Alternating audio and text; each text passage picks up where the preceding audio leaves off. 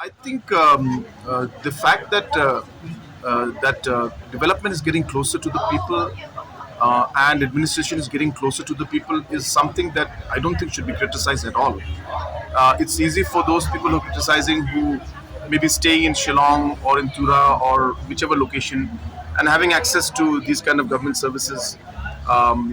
They may uh, not realize the challenges that those people face.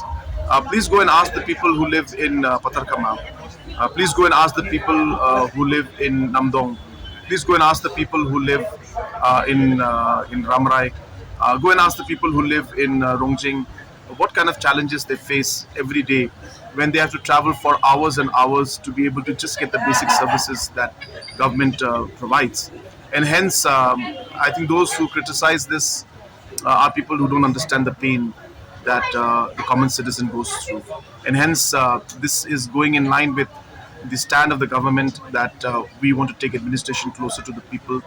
And I'm sure that the people of those areas where these developments have gone, I'm sure realize its benefit and understand that this will make a huge difference in their lives.